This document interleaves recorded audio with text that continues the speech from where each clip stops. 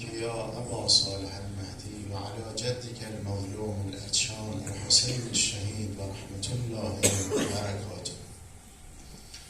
وجود مقدس پیامبر اکرم در یک روایت نورانی ثواب روز 5 ماه مبارک رمضان رو اینگونه فرمودن: خداوند 1000 شهر در جنت المأوا به شما میدهد که در هر شهری 70,000 خانه و در هر خانه‌ای 70,000 سفره و بر هر سفره‌ای 70,000 کاسه یعنی ظرف،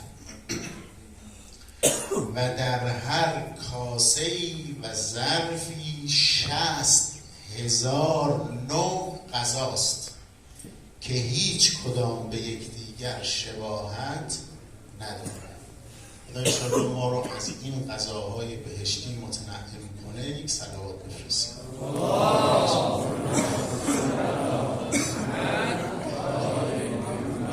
ما روز پنجشنبه کارهای مکروهی که برای روزه‌دار هست رو قسمت اولش رو گفتیم. قسمت دوم 7 تاست.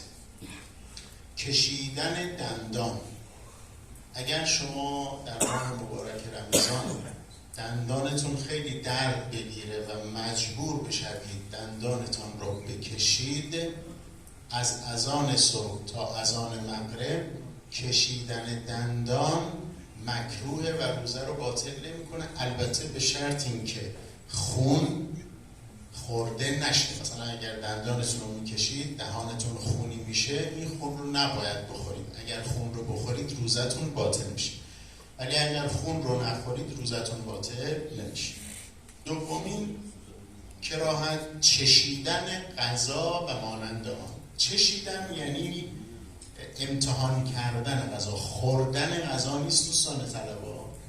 ببینید آشپزها موقعی که غذا رو درست میکنن یه مقدار از غذا برمیدارن به نوک زبان میزنن ببینن آیا شور است یا شور نیست یا طعمش چجوریه. فقط به نوک زبان میزنن و بعد هم تف میکنن بیرون، یعنی نمیخورن. چشیدن غذا به معنای خوردن غذا نیست، یعنی فهمیدن طعم غذا. این هم مکروه. 3 مزمزه کردن آب، یعنی آب رو در دهانتان بچرخانید. آب رو بریزید تو دهانتون، به این میگن مزمزه کردن و چرخاندن آب در دهان که مکروهه. 4 مخصوص شما نیست، فقط بدانید نشستن خانوم‌ها در آب. 5 مسواک زدن با چوب تر. در زمان پیامبر یک درختی بوده به نام درخت اراک که مثل مسواک‌های زمان ما وجود نداشت. با اون چوب‌ها مسواک می‌زدن. الان هم در بازار و نزدیک حرم اون چوب‌ها رو می‌فروشن.